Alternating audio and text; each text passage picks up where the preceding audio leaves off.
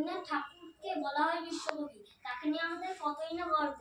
তার লেখা বইগুলি আমরা এখনো পড়ে থাকি। কলকাতার জয়সাগর ঠাকুরবাড়িতে 1268 সালে 25শে বৈশাখ তার জন্ম হয়। তার দেশের প্রতি, বাংলা ভাষার প্রতি গভীর ভালোবাসা। তিনি ওরিয়েন্টাল সেমিনারি নর্মাল স্কুলে কিছুদিন পড়েছিলেন।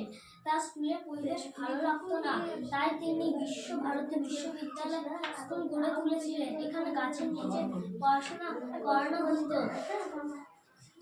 এরপর তিনি সাহিত্য চর্চায় মন দিলেন। তিনি নাটক, উপন্যাস, গল্প, কবিতা ইত্যাদি কত কি যে লিখেছেন তার কোনো ঠিক ঠিকানা নেই। তিনি গীতাঞ্জলি কাব্যগ্রন্থের জন্য নোবেল পুরস্কার পেয়েছিলেন। তিনি 1348 সালে 22শে শ্রাবণ তিনি পরলোক গমন করেন।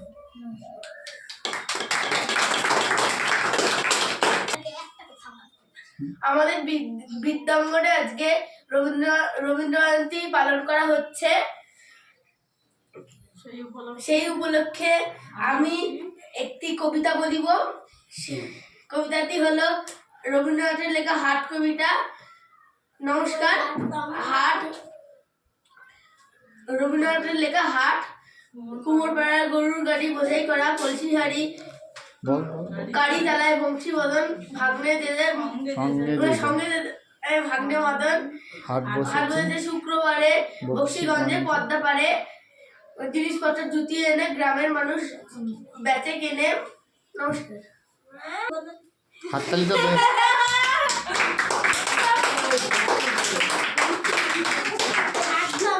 আমাদের বিদ্যাঙ্গনে আজকে রবীন্দ্র জয়ন্তী পালন হচ্ছে, তার জন্য আমি একটি কবিতা বলবো। রবীন্দ্রনাথ ঠাকুরের লেখা বিচিত্র সাজ। আমি যখন পাঠশালাতে যাই আমাদের ওই বাড়ির গলি দিয়ে 10টা বেলায় রোজ দেখতে পাই ফেরিওয়ালা যাচ্ছে ফেরি নিয়ে। চুরি চাই সে হাঁকে, চিনের পুতুল চুরিতে তার থাকে। যায় সে চলে যে পথে তার খুশি, যখন খুশি খায় সে বাড়ি গিয়ে। 10টা বাজে 10:30 বাজে, নাইকো তারা হয় বা পাছে দেরি। ইচ্ছে করে আমি হতেন যদি, ইচ্ছে করে সেলেট ফেলে দিয়ে অমনি করে বেড়াই নিয়ে ফেলি। নমস্কার।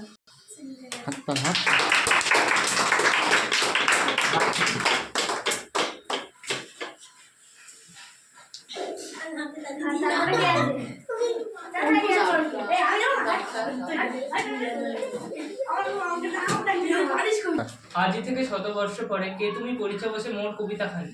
কথাটি শুনলেই যেন মনে পড়ে যায় যে আজি থেকে রবীন্দ্রনাথ যেন প্রথমেই ভেবে ফেলেছিলেন যে তিনি যেন ভবিষ্যৎকালের এক অসীম স্মৃতি এবং তার কবিতা যেন 100 বছর এবং 100 বছর পরে হয়ে থাকবে অমর। রবীন্দ্রনাথ কথাটা শুনলেই যেন মনে পড়ে যায় ছোটবেলায় পড়া সহজ পাঠের প্রথম দ্বিতীয় খণ্ড এবং সেই সময় গড়ে ওঠা শিশুকালের সেই স্মৃতি।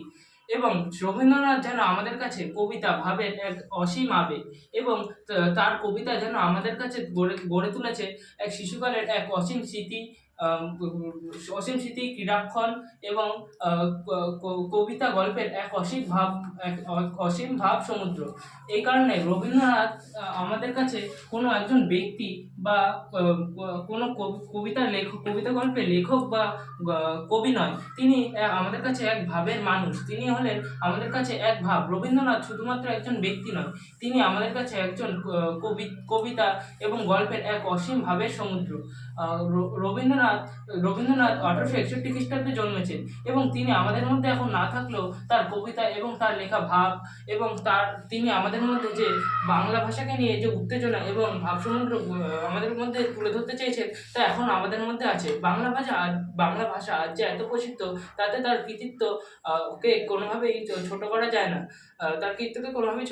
তার লেখা গীতাঞ্জলি যেন ইউরোপ, এশিয়া এবং অন্যান্য মহাদেশে বাংলা ভাষাকে নিয়ে গড়ে তুলেছে আমাদের মধ্যে এক আবেগ। এবং রবীন্দ্রনাথ হলেন আমাদের মধ্যে একজন পরিচিত এবং বিখ্যাত মনীষী এবং তাকে নিয়ে আমাদের প্রত্যেক বাঙালির গর্ব করা উচিত।